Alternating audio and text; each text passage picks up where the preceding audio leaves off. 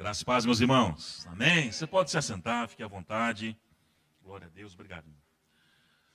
É uma alegria estar aqui. Essas são aquelas surpresas de Deus no meio do caminho, não é verdade? Vamos lá, vamos começar. Eu sou pastor no sul do Brasil, em Santa Catarina, uma cidadezinha chamada Brusque. Nós estamos ali naquilo que nós chamamos de Vale Europeu. A minha cidade foi fundada por 40 alemães. Então, poloneses, austríacos, italianos, a minha família que é de Luxemburgo, todos estão ali, né, nesse lugar. E ali a nossa sede global, temos ali umas 3.500 ovelhinhas ali na sede, e é uma turma grande, fora as nossas igrejas filhas, e que eu dou muitas delas cobertura no Brasil e pelo mundo. Então não é fácil estar conciliando essa questão da igreja local, apesar que eu tenho, só na sede eu tenho 53 pastores, então é um time grande que me ajuda lá, de pastores que seguram a ponta firme e que tocam muito bem lá, enquanto eu não estou, né? E como eu falei, nós, em paralelo a isso, o pastor citou o ID das Nações, né? O ID das Nações foi um ministério que Deus nos deu há 21 anos atrás, para eclesiástico, ou seja, para servir igrejas com treinamentos, livros. Aí a gente ainda tenta conciliar. Eu sou educador financeiro há 17 anos, então eu tento conciliar os treinamentos de business, de finanças com o ministério. É uma loucura. Não sei como é que fecha essa agenda no final, mas dá certo. Tá? Eu diminuí bastante essa questão de treinamento corporativo, que é a minha formação como administrador durante muitos anos. Mas agora eu estou segurando um pouquinho, porque as igrejas têm uma demanda muito grande, né? A minha esposa, a apóstola Carol, estava falando com ela agora, né, antes de vir para cá, no culto, né, mandou um abraço para a igreja, para todos. Tá lá, ela que está cuidando, está lá, né, lá é sábado ainda. Mas vai estar ela que toca os cultos todos quando eu estou fora, prega, é uma bênção. E realmente sou pai de 4 meninas, são 3 biológicas e uma adotiva, né, uma baianinha que Jesus nos deu. E essas 5 mulheres lá da minha casa, dá trabalho, mas é uma bênção, né? A gente sai um pouquinho, não vê a hora de voltar, porque é uma alegria estar em casa.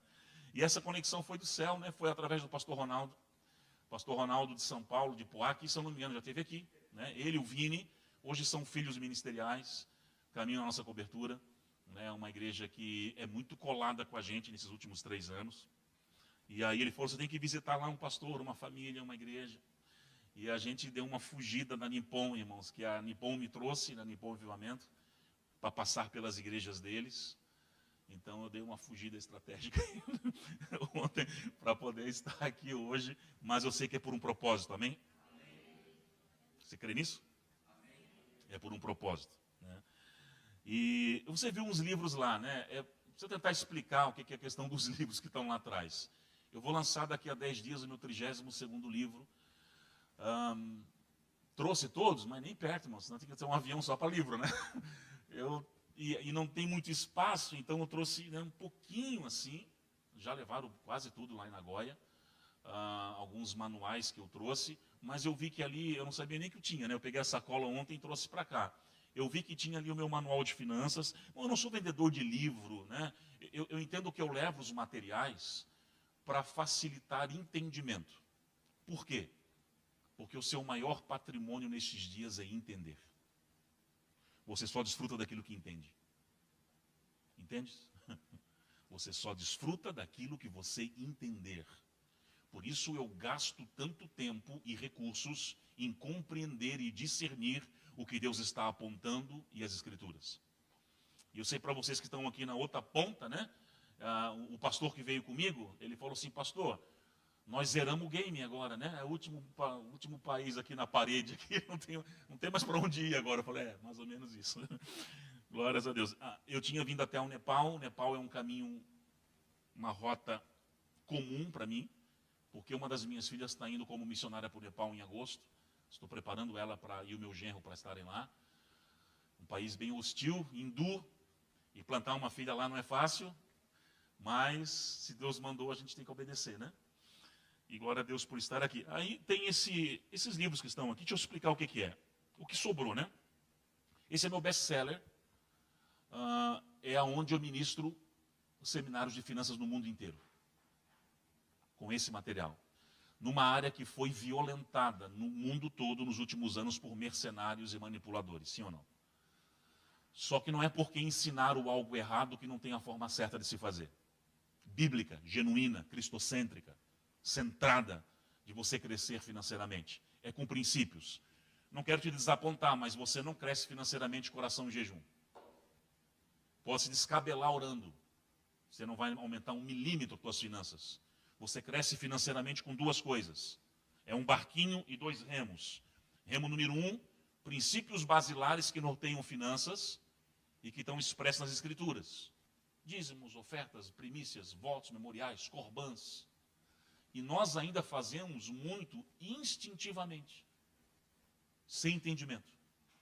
Quando a gente aprende a operacionalização dessas coisas, vai mais rápido. E no lado direito, a administração. A Bíblia chama de mordomia cristã. O mais difícil não é dar 10%, é gerenciar 90%. Sim ou não?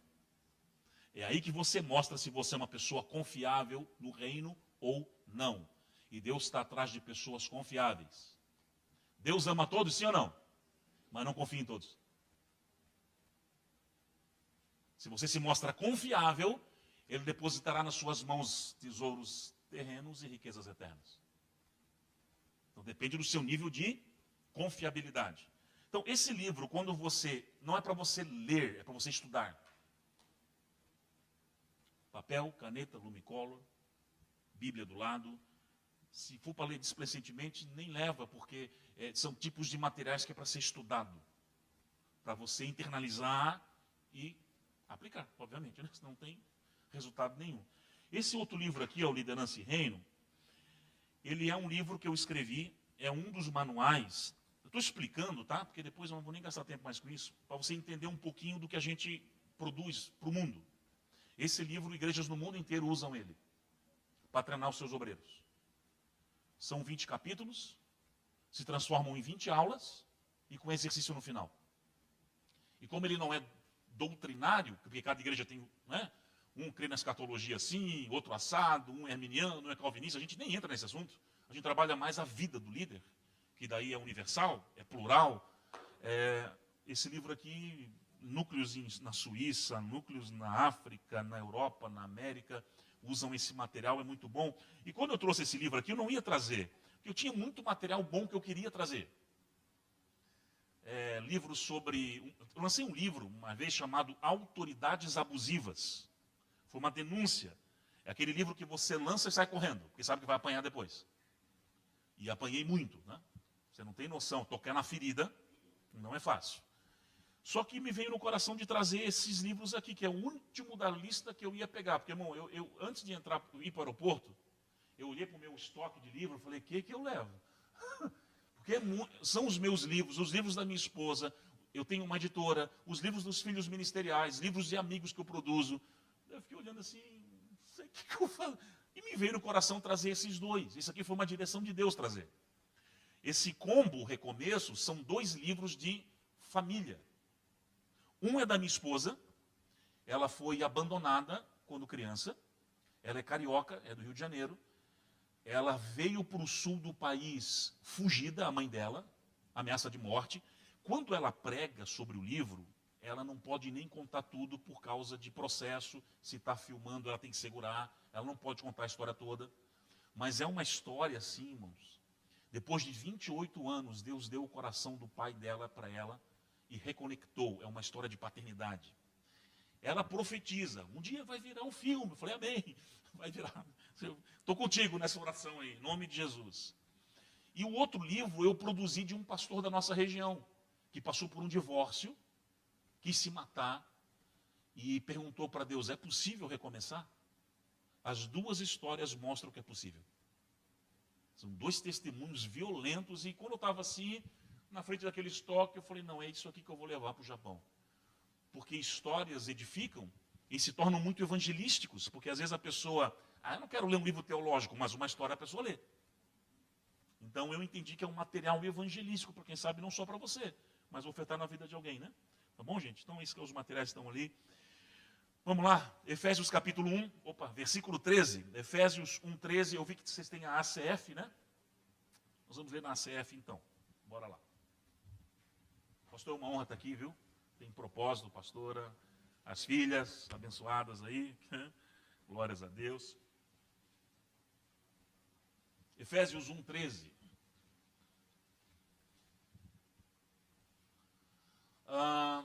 Essa mensagem, Deus me deu há 1 ano e meio atrás. E bagunçou a minha cabeça. Vou dizer para você, bagunçou, de verdade. Mudou a minha rota de orar, de buscar. E eu vou abrir, porque a gente tem até as 2 da tarde, o pastor falou, né? Então assim, eu quero abrir, estou brincando, calma aí, não apavora. Eu quero abrir o entendimento com vocês sobre esse texto de uma forma como vocês nunca antes viram. Não é porque vamos achar a roda nova aqui, não é isso. Eu quero trazer uma perspectiva para ele em Deus diferente. Porque eu já tinha lido Efésios 1 umas 200 vezes. Até que um dia que o Senhor me trouxe esse texto de uma forma que me arrebatou. E me levou para um outro nível de oração e de busca. Então vamos lá. E quem também vós estáis, depois que ouvistes a palavra da verdade, o evangelho da salvação, e tendo nele também crido, fostes selados com o Espírito Santo. Selados com o Espírito Santo da promessa. E o 14, que é o nosso alvo, a qual é, versículo 14. Vou passar aqui com vocês. Vai dizer que a qual é o penhor, aqui ó, a qual é o penhor da nossa herança para a redenção da possessão adquirida e para louvor da sua glória. Veja bem, eu amo estudar as cartas paulinas. Paulo tem 13 redigidas na Nova Aliança, fora a dúvida que paira sobre Hebreus. Eu estou falando de quase 50% na Nova Aliança, do Novo Testamento, é muita coisa. E, geralmente, Paulo ele tem uma característica que é muito dele, peculiar em algumas coisas. Uma delas é na saudação. Paulo é um cara que gostava de uma boa saudação nas introdutórias das cartas deles. Por exemplo, quando ele escreve aos Gálatas, ele gasta 5 versículos. Oi, tudo bem? Eu sou Paulo. E vocês, como é que estão? Um abraço para um abraço para outro. Manda beijo. É o estilo paulino.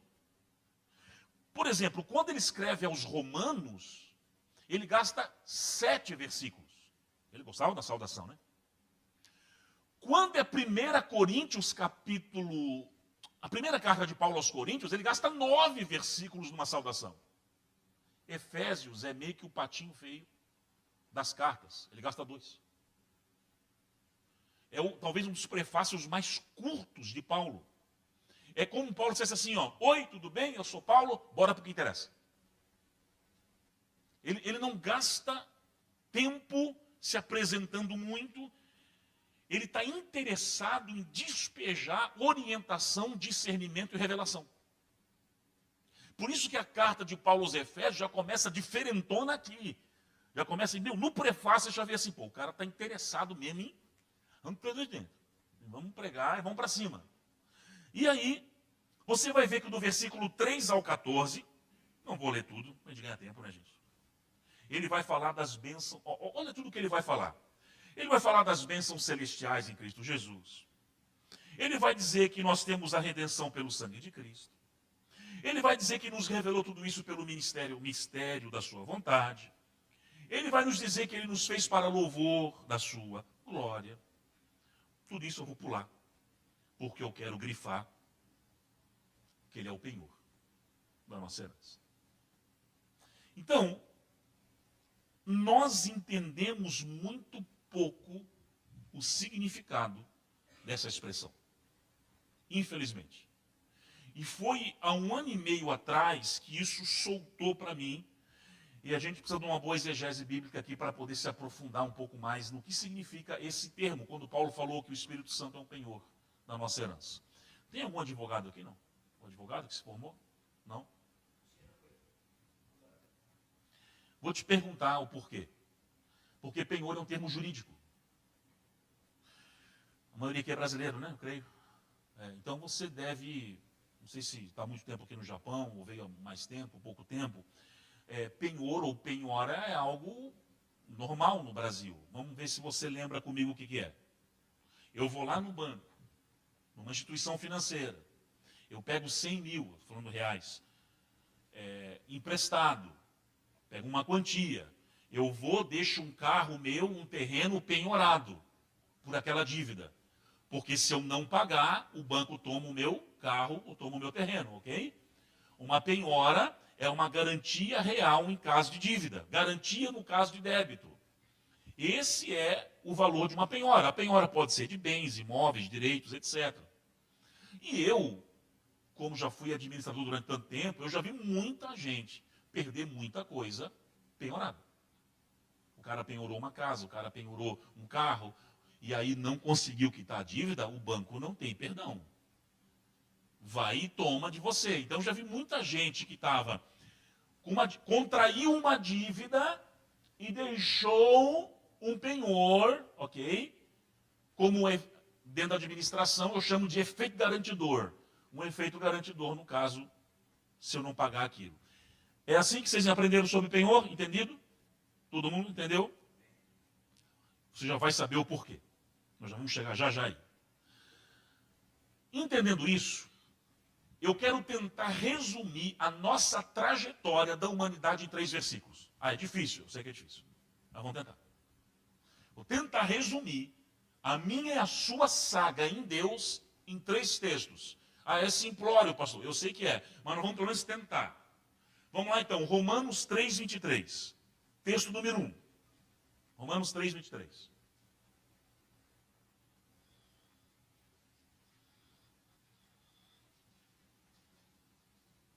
Eu vou já ler esse texto porque ele é muito conhecido. Vai dizer que todos pecaram e destituídos estão da glória de Deus. Se conhece Adão e Eva, natureza adâmica, o pecado que entrou, nós já nascemos devendo. Pronto, essa é a boa notícia. Ou não tão boa. Você já nasce com dívida. Todos pecamos, destituídos estamos da glória de Deus. Existe um novo e vivo caminho em Cristo, mas eu quero primeiro que você entenda que você nasceu devendo. Texto número 2, Romanos 6, 23. Vai dizer agora o resultado dessa dívida. Romanos 6, 23 vai dizer que o salário do pecado agora é morte, mas o dom gratuito de Deus é vida eterna em Cristo Jesus, nosso Senhor. Então veja bem. Texto número 1, você nasceu devendo. Texto número 2, vai morrer. Por causa dessa dívida. Só notícia boa, né? Porque o resultado desse pecado é morte, e é morte física e espiritual. É as duas. É as duas. Morte física e espiritual. Mas calma, tem o texto número 3. Colossenses 2,14. Falei que eu ia tentar resumir em 3 textos. Texto número 1, a nossa dívida. Colossenses 2,14. Número 2, o resultado dessa dívida, morte. Nos 2 âmbitos, espiritual e físico.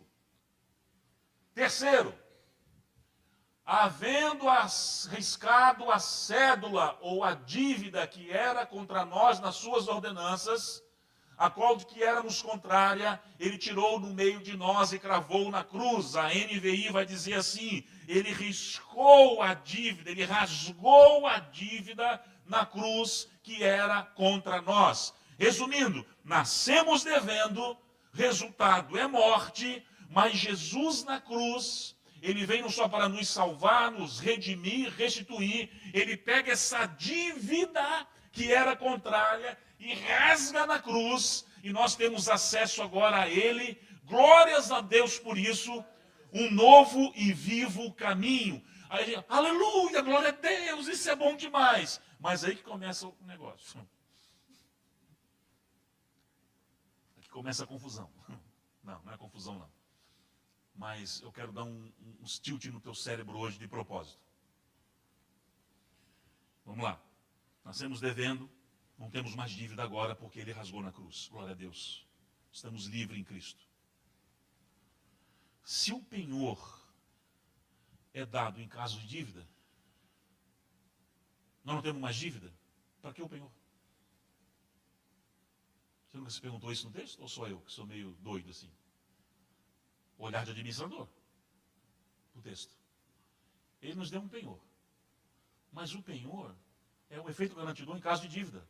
Não tem mais dívida. Para que o penhor? Nunca se perguntou isso? E aí?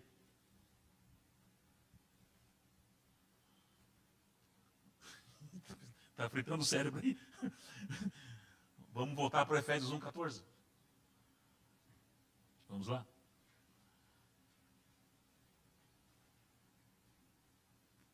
Porque esse penhor que ele deu não é pela dívida, é pela herança.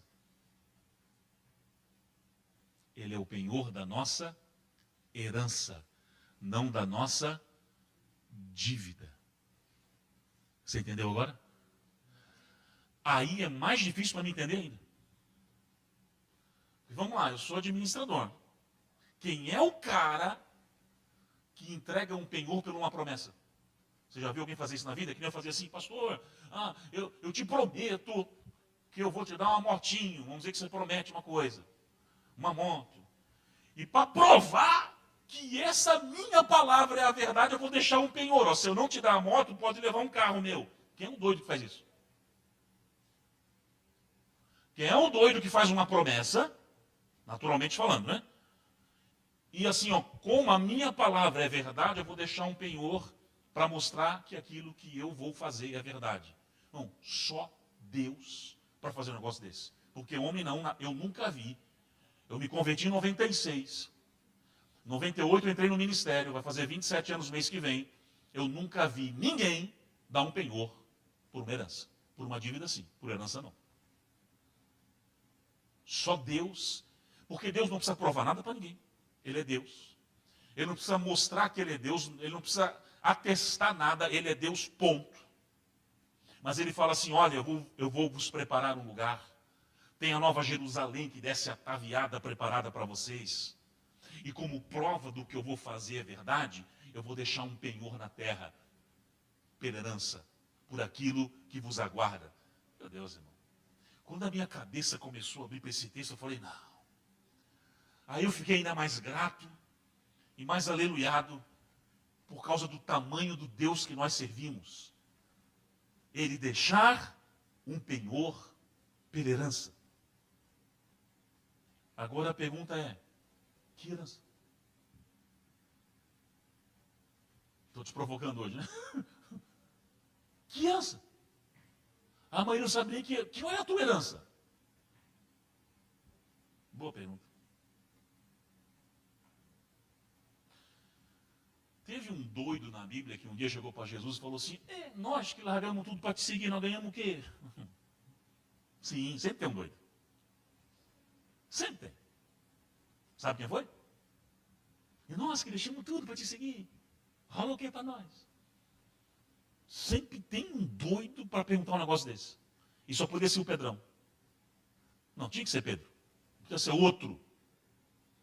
Pedro era aquele cara de altos e baixos. É o cara que, no momento, tinha uma revelação extraordinária. E o Senhor falou, Pedro, não foi sangue, não foi carne que te revelou, mas foi o céu. E tinha outros momentos, logo depois, Pedro, afasta de mim, Satanás. Pedro é esse cara, de altos e baixos. Certo?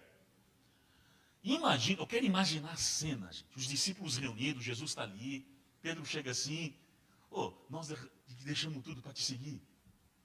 Rola o que para nós? Eu quero imaginar os discípulos assim, agora ele apanha. Agora ele vai levar uma que vai ser histórica. Se a outra foi sai que reta Satanás, agora vai ser, não tem nem palavra para isso. Mas Jesus não. Ele gosta da pergunta. Por que ele gosta da pergunta? Porque é lícito no reino todo filho de Deus conhecer seus direitos e deveres. O Senhor não tem problema com isso. Não há problema nenhum. Um soldado, um embaixador, um filho precisa conhecer direitos e deveres. os deveres, já estava sendo ensinado por Jesus. Pedro chega assim, quais são os meus direitos? Eu tenho alguma coisa? Eu tenho herança? Eu tenho... E Jesus olha. Jesus não briga. Jesus não xinga Pedro. Jesus não bate em Pedro. Jesus, não. Vou te responder. Você pensa que isso aqui não existe na Bíblia? Não, eu vou ler para você. Marcos 10, 28, vamos ler junto. Porque aqui mostra qual é a herança. Aqui mostra qual é a herança. Marcos 10, 28.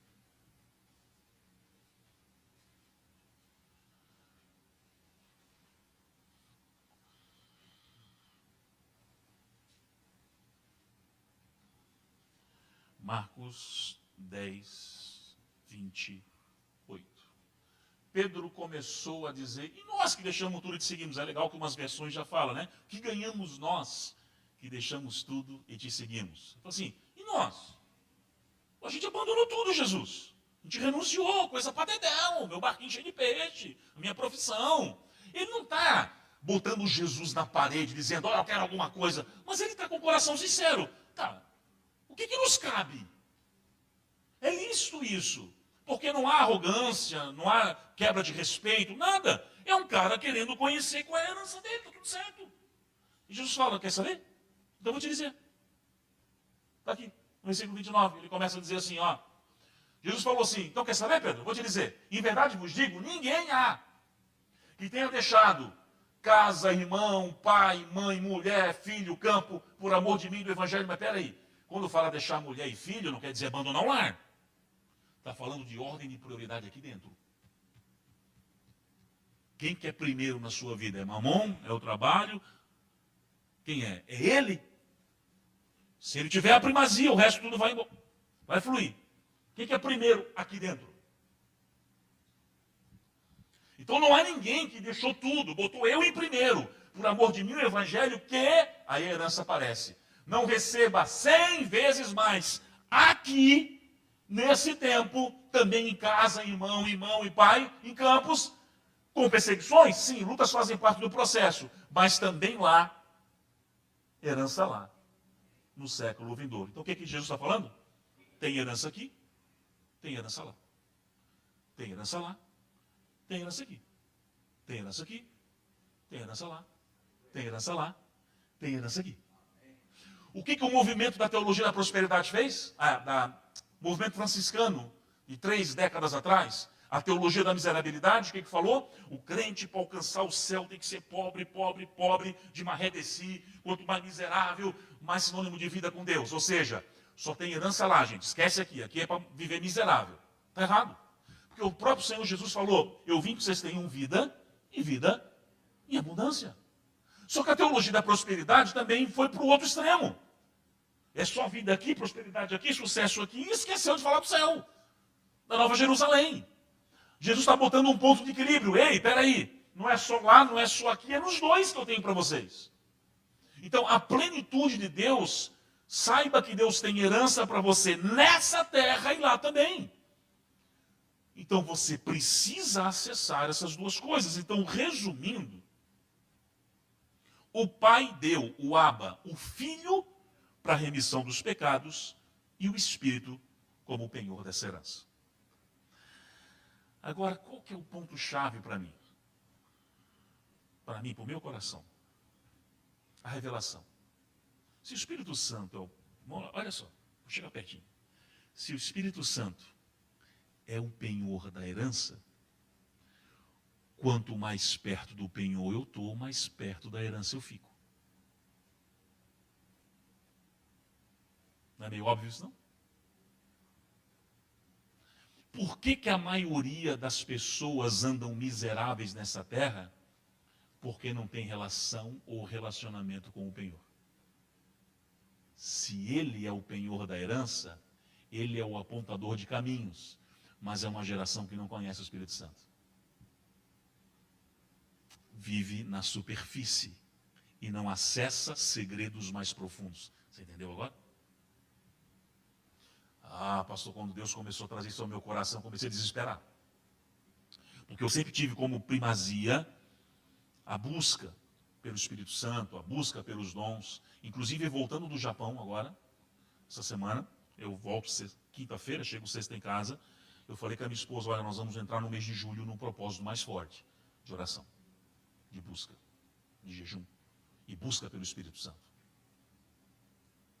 Sabe por quê? Vou te mostrar por quê. Salmo 103, por gentileza. Nunca trabalhou tanto lá o homem da mídia. Salmo 103, versículo 7. Esse salmo eu já tinha lido inúmeras vezes na minha vida, até que esse texto aí saltou com mais força. Salmo 103, 7. Veja só. O que você discerne aqui, irmão, nesse texto? Fez notórios ou conhecidos seus caminhos a Moisés e os seus feitos aos filhos de Israel. O que você entende aqui? Para os íntimos ele revela caminhos, os demais só contemplam os feitos. Você entendeu? O povo de Israel via os feitos. Ó, mar se abriu. Ó, a água saiu da rocha. Olha a coluna de fogo. Ó o maná caindo. Só via os feitos. É o que a maioria dessa geração vê. Ó, Deus abençoou um. Que legal. Deus abençoou mais um. Super legal. Deus prosperou o outro. Que bacana. Mas é para os íntimos que ele revela caminhos. E muitos desses caminhos levam à tua herança. Você entende isso? Por isso que é uma questão de vida ou morte para você, nesses dias, buscar o Espírito Santo. Com toda a tua força, com todo o teu coração. E só que nós temos ainda algumas barreiras, parece, com a relação dessa pessoa da Trindade, que é o Espírito Santo. Alguns pensam que é uma fumaça, uma energia ativa, um sopro. Não, ele é uma pessoa. Ah, mas a gente bota mais ou menos assim, né? O Pai, o Filho e o Espírito Santo mais fraquinho assim do lado. Então vamos lá. Só mais um texto, pelo menos. Deixa eu ir para esse aqui. João capítulo 14, versículo 16. Vamos ler juntos. João 14, 16. Vai dizer assim. Ele fez conhecido... Não, esse aqui é o Salmo. João 14, 16. Esse aqui é o Salmo ainda. Eu rogarei ao Pai. Ele vai vos enviar outro Consolador.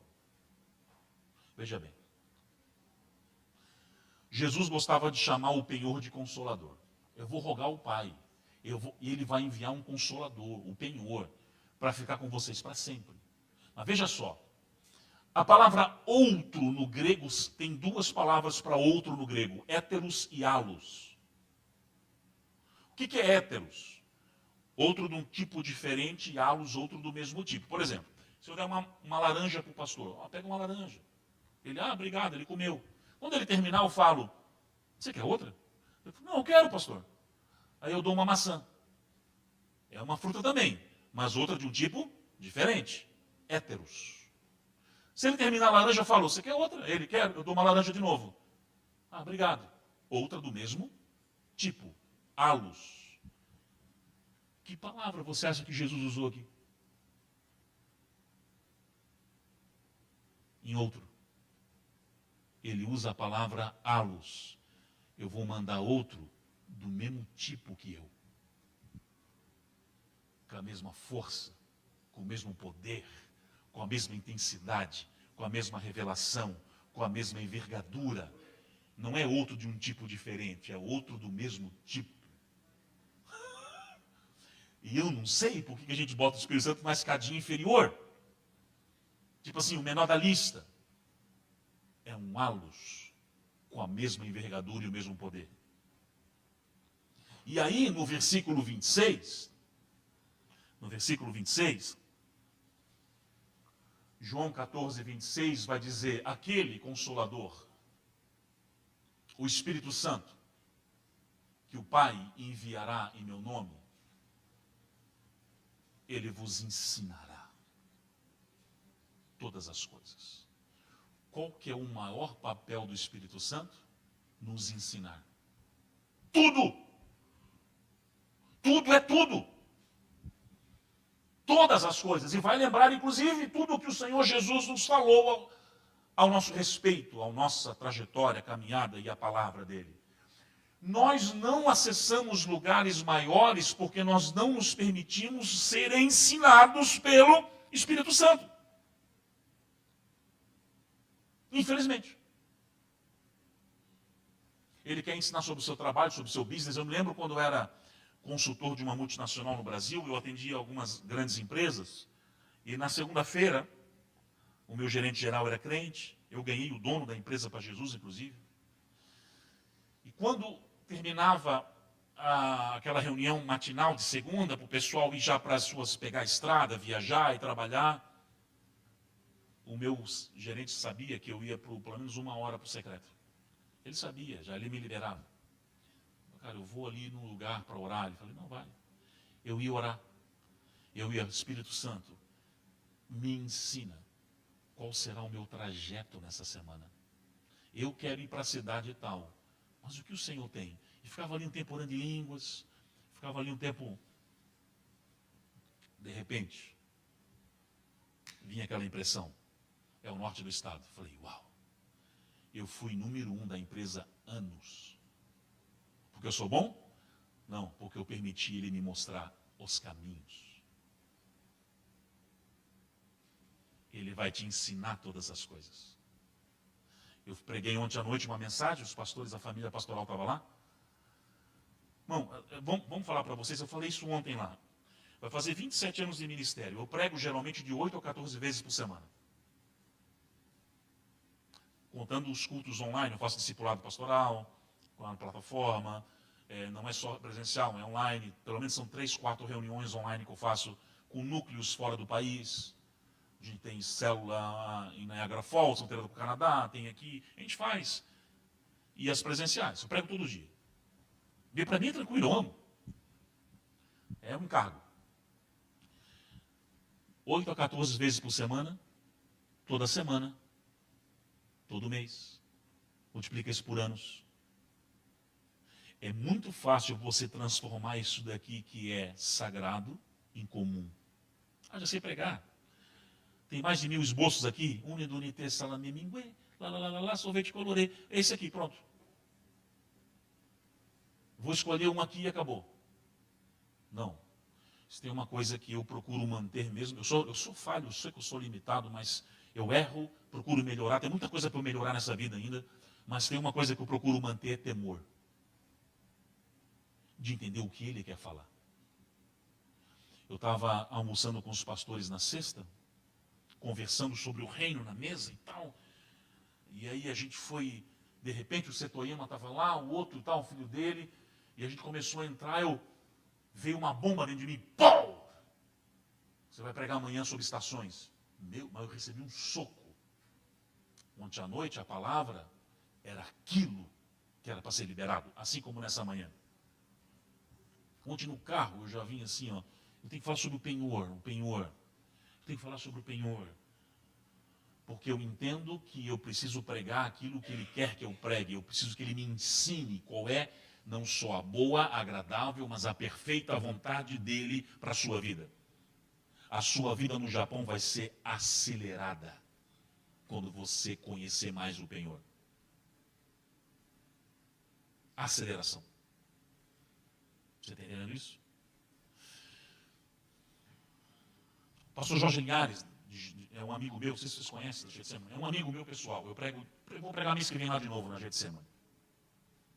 A igreja batista Getsemane de BH. Uma vez o pastor Jorge Linhares esteve pregando na nossa igreja, e ele falou o seguinte: irmãos, tem pregações que é para um dia. É aquele dia.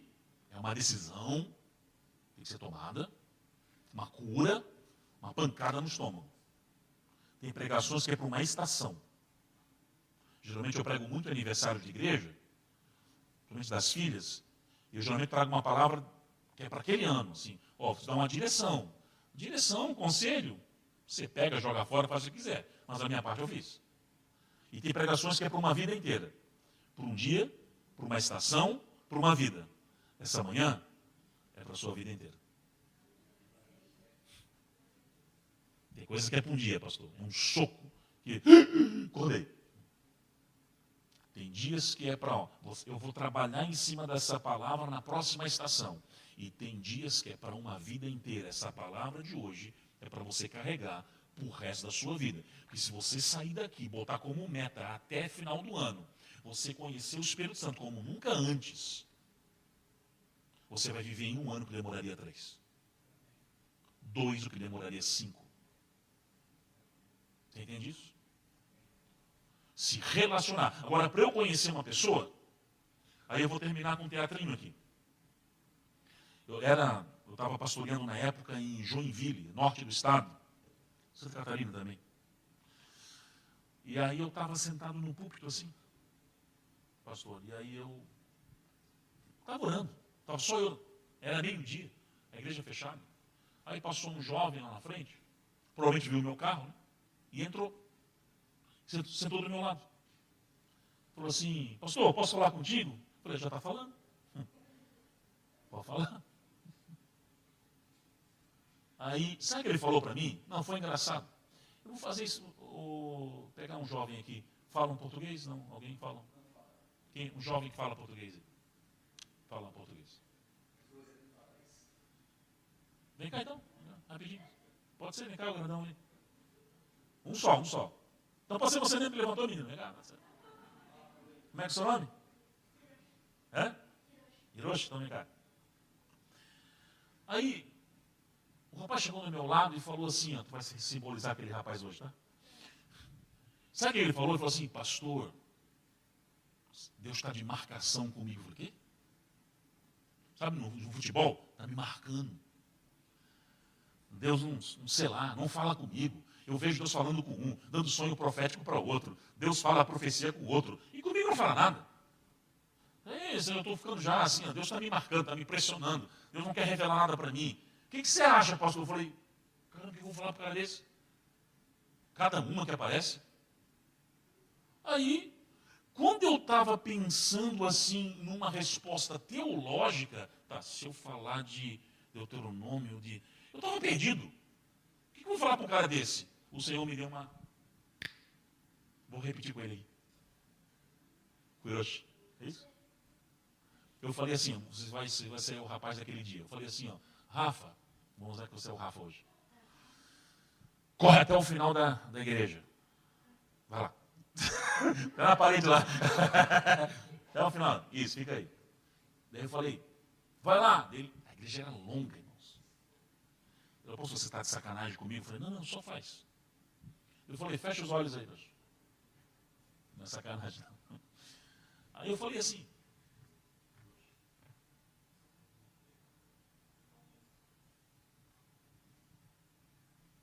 você ouviu não, né?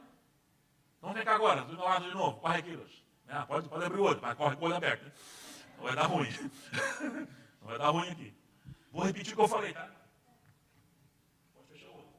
Do jeito que estava lá. O que eu falei? É um cara muito legal. Ele ouviu por quê? Eu falei assim, não é que Deus não está falando, meu querido, você que está longe demais. Entendeu? Obrigado, então.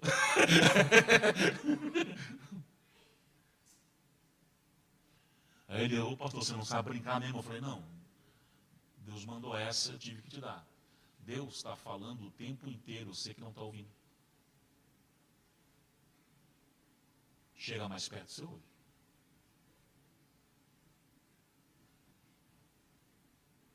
Eu tenho 4 filhas. Pode botar aqui na sala do lado aqui, 30 crianças berrando. Ai, pega, ó.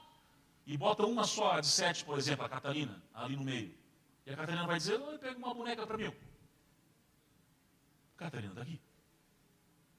A Catarina é minha filha. Por que eu vou saber? Por que eu sei logo que é ela? Porque eu passo todo dia com ela. O timbre dela já ficou conhecido aqui.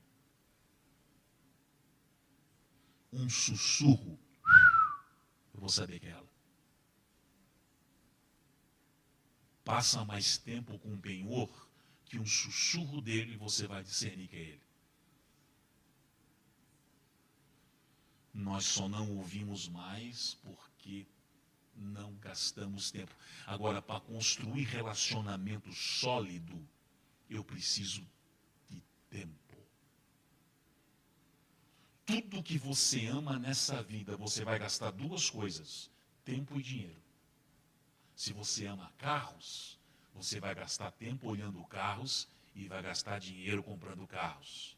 Se você ama Jesus, você vai gastar tempo e dinheiro nesse negócio. É como você demonstra um amor para Ele, dando tempo e recursos. É quando mete a mão, é quando dói no bolso e dói no seu ativismo. Porque a nossa oração, às vezes, o que é?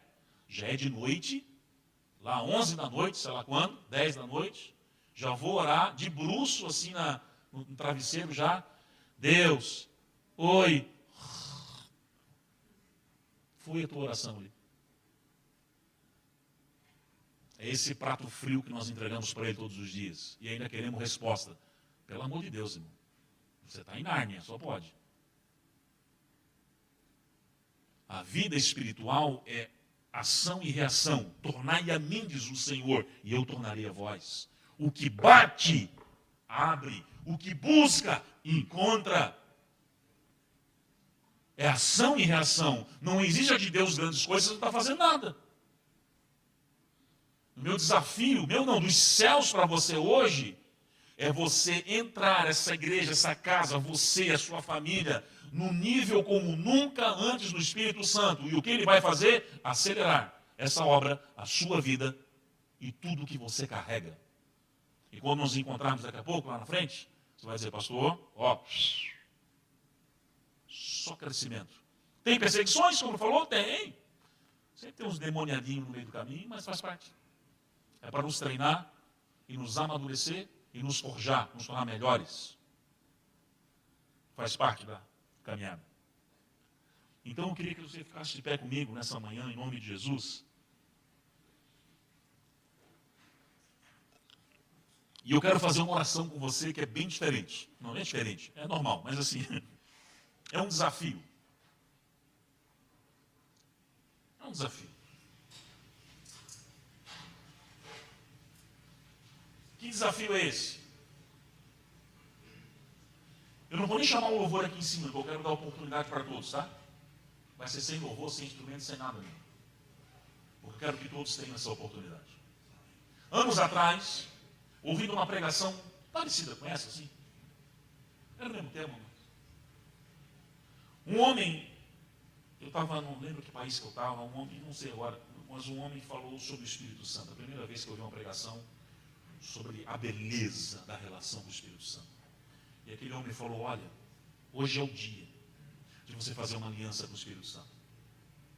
Se você entender isso,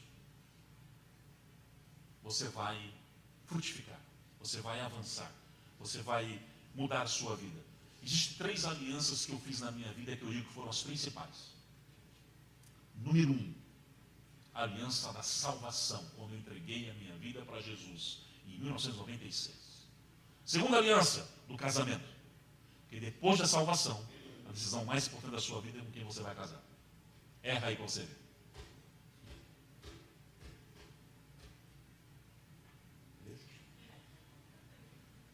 Terceira, a aliança que eu fiz com o Espírito Santo.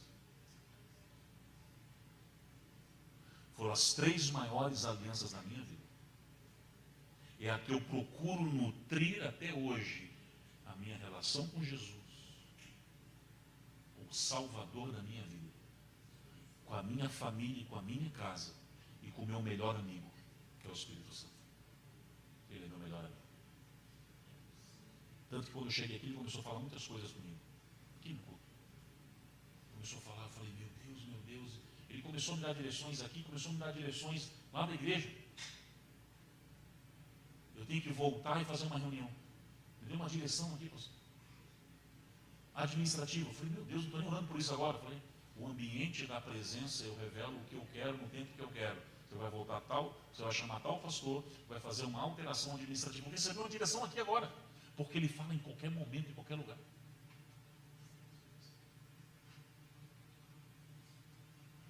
Então você vai fazer o seguinte, tem algum louvor para deixar aí, assim, mecânico mesmo aí, Quem sabe você bota no YouTube aí alguma coisa. Porque eu não queria deixar aqui. Qual é a aliança que nós vamos fazer hoje? Vai ser o seguinte. Você não é obrigado. Ninguém nessa vida é obrigado a nada, nem? Se você disser assim, não, pastor, essa aliança eu quero fazer. A aliança é uma coisa séria, é compromisso. A partir dessa semana, eu vou pegar minha agenda, eu vou pegar meus compromissos, eu vou pregar e eu vou começar. Eu vou dar tempo maior para a palavra e para a oração. Comece por aí, tá? Vou dar mais tempo para isso. Se você entender isso, então você vai fazer um ato. Que ato? Quando a gente disser ok, você vai se ajoelhar na cadeira mesmo onde você está. Não precisa fazer agora. Você vai se ajoelhar. E é um ato, eu não vou chamar todo mundo à frente, mas aí onde você está, você vai dar um sinal para Deus. E esse sinal é você se ajoelhar e você dizer assim, Senhor, é um processo de você estar se rendendo, dizendo, eu aceito essa aliança. E eu me comprometo a te buscar mais a partir de hoje. Me ajuda na minha fraqueza e na minha limitação. Você não tem noção do peso dessa aliança. E a bomba atômica que vai ser na sua vida. Então você tem que dar um sinal. E o sinal que veio ao meu coração hoje é nós nos rendemos, nos ajoelharmos. Então pode colocar uma canção aí, meu querido, em nome de Jesus. Feche teus olhos. E você que quer fazer essa aliança agora com o Espírito Santo, dizer, seja meu guia, seja meu ensinador, seja meu professor, seja o meu melhor amigo. Você pode se ajoelhar agora, pelo amor de Deus. Você vai ter um tempo para buscar Ele. Vou te dar uns 2 ou 3 minutinhos para você fazer essa aliança. Depois eu vou me unir em oração. Seja a glória e seja a honra e o poder, e a que está sentado sobre o trono, a que vive para sempre, sempre, seja a glória, seja a honra e o poder, seja a glória e seja a honra e o poder, e a que está sentado sobre o trono, a que vive para sempre, sempre, seja a glória, seja a honra e o poder, seja a glória, seja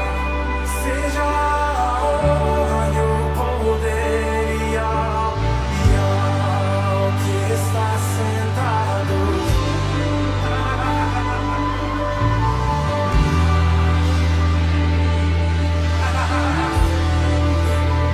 E seja a glória,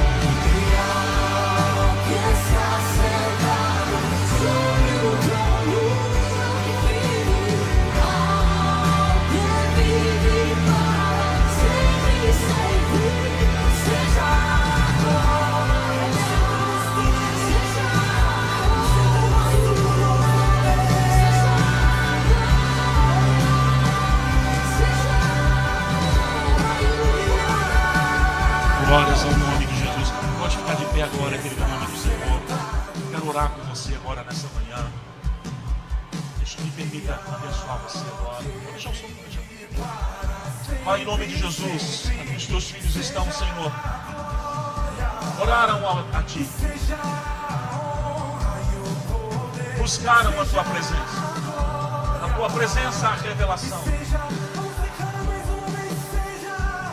Sim, Deus, na presença do Espírito a revelação.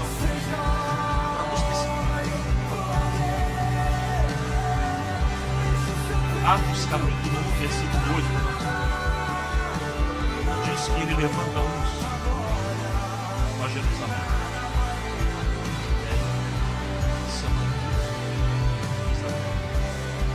Tem pessoas que vão ser usadas por Deus.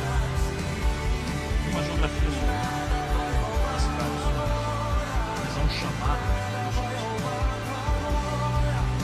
Vai além de uma geografia. Você tem um chamado de Deus. Forjando você. Está preparando você. Algo muito maior do que você. Marca a sua vida. É um selo do Espírito que vem sobre você. O Espírito deseja o seu maior amigo. Seu maior amigo. Busque Ele com todas as forças. Ele vai se revelar para você. Ele vai te dar instruções. Você tem uma unção de Deus. Essa unção vem sobre você, Deus, como um marco. É uma graça que te alcança. Como um marco espiritual. Ele sela a sua vida nesse dia. Você jamais esquecerá dessa manhã. É o dia que o Espírito te chama para ser o seu melhor amigo. Ele quer te encher de dons e habilidades. Para você tocar não só a nação japonesa, mas outros lugares que Ele vai te conduzir. É mais do que uma geografia apenas. Por isso, abençoa a sua vida nessa manhã. Em nome de Jesus. Pai, eu quero orar pelos teus filhos nessa manhã. Há uma presença do teu Espírito nesse lugar. Uma presença do teu Espírito nessa manhã. É o Senhor nos chamando para algo muito maior do que nós pensamos ou imaginamos. Aonde a tua presença está a liberdade. E nós estamos nos aliançando a ti, Espírito Santo. Eu sinto doce aroma. Que eles possam sentir o cheiro e o perfume do teu Espírito agora. Inunda esse lugar com o teu cheiro, com o teu aroma suave. Sim, nós queremos ser encharcados e cheios por ti. Cheios da tua presença. Aonde estaríamos, meu amigo, se não fosse a tua misericórdia e a tua bondade? Por isso que essa manhã seja esse selo, seja esse tempo de uma nova estação do teu Espírito, de uma nova estação na tua presença, de uma nova estação diante de ti. Que a tua presença nos inunde, que a tua presença nos abrace, que possamos ser cheios da tua glória, cheios da tua presença. Que o teu amado e doce Senhor Espírito venha nos envolver, venha nos ensinar. Nós somos alunos, teus aluninhos e amigos, Espírito Santo, para compreender os teus caminhos, para compreender os teus desígnios. Por isso nós, Senhor, abençoamos os teus filhos, abençoamos o teu povo, sentimos a tua presença doce e intensa nessa manhã, e que seja um selo de uma nova estação, um selo de um novo tempo nessa igreja, na família pastoral. Sim, Deus, um novo tempo sobre esta casa. Nós declaramos e profetizamos isso, de aceleração, de crescimento, de profundidade, de experiências contigo. Sim, amado Espírito Santo, nós te agradecemos por essa manhã. Tu és um Deus bondoso e maravilhoso, e por isso te adoramos com tudo que temos e somos, papai. Em nome de Jesus, em nome de Jesus. Mantenha a chama acesa. Coloque lenha todos os dias nessa fogueirinha agora. Você vai ter experiências como vim te buscar. essa manhã Ele está me selando. Desde que eu botei o meu pé aqui, eu comecei a sentir uma presença Meu muito forte. coração Você já carrega uma presença. queimou, Já há um coração de Deus sobre você. queimou Mas Ele quer por potencializar agora isso com muito mais força. Amém, meus queridos?